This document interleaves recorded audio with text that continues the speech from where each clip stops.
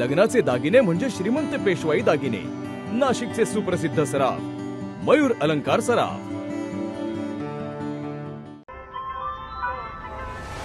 ताज्या बातम्यांसाठी नाशिक न्यूजच्या YouTube चॅनलला सबस्क्राईब करा आणि बेल आयकॉनला प्रेस करा. श्रावण महिन्यातील पहिल्याच सोमवारी 12 ज्योतिर्लिंगांपैकी एक असलेल्या त्र्यंबकेश्वर मंदिरात भाविकांची अलोट गर्दी पाहायला मिळते.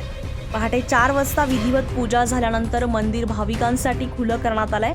संततधार पाऊस सुरू असतानाही भाविकांचा उत्साह मात्र कायम आहे. दर्शनासाठी भाविकांनी रात्रीपासूनच रांगा लावलेल्या होत्या. गेल्या 2 दिवसांपासून त्र्यंबकेश्वरमध्ये मोठी गर्दी पाहायला मिळत असून गर्दीच्या पार्श्वभूमीवर खासगी वाहनांना प्रवेश बंदी करण्यात आली आहे.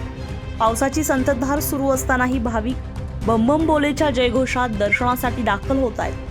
मंदिराच्या गाभाऱ्यात आकर्षक फुलांची सजावट करण्यात आलेली आहे. भाविकांच्या सुरक्षेसाठी मंदिर परिसरात पोलिसांचा कडेकोट बंदोबस्त ठेवण्यात आलाय.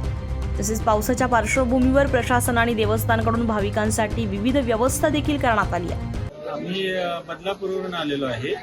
आम्ही इथं आल्यानंतर अनेक महिन्याचं देवस्थाननी चांगलीच व्यवस्था केलेली आहे. लाईनीमध्ये बी पटापट दर्शन देत आहेत आणि चांगले दर्शन होत झालेलं आहे. तरी भाविकांना अजून पावसासाठी साईडला एक्स्ट्रा अजून केलं तर त्यांच्यासाठी बरं होऊन जाईल.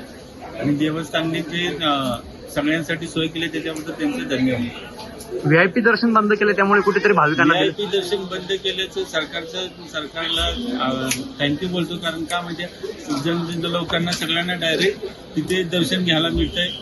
डायरेक्ट दर्शन घ्यायला मिळतं. व्हीआयपी असो नाही तर साधा माणूस असो त्यांना दर्शन घ्यायला भेटते. याबद्दल ही केले ते सगळ्या देवस्थानांनी असे करावे अशी इच्छा आहे.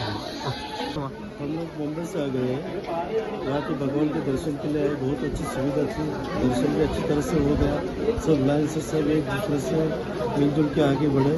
दर्शन होने के बाद हम एग्जिट हो गए.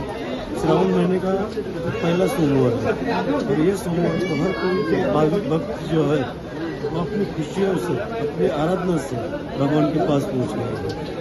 यहाँ पे हर सुविधा है, सही है, लोगों को कोई परेशानी नहीं. पाऊस, गर्दी आणि लांबच लांब रांगा असतानाही महादेवाच्या दर्शनासाठी भाविकांचा उत्साह कायम असून बम बोलेच्या जयघोषानं त्र्यंबकेश्वर नगरी दुमदुमून गेली आहे. संजय परमार, नाशिक न्यूज, नाशिक. ताज्या बातम्यांसाठी नाशिक न्यूजच्या YouTube चॅनलला सबस्क्राईब करा आणि बेल आयकॉनला प्रेस करा.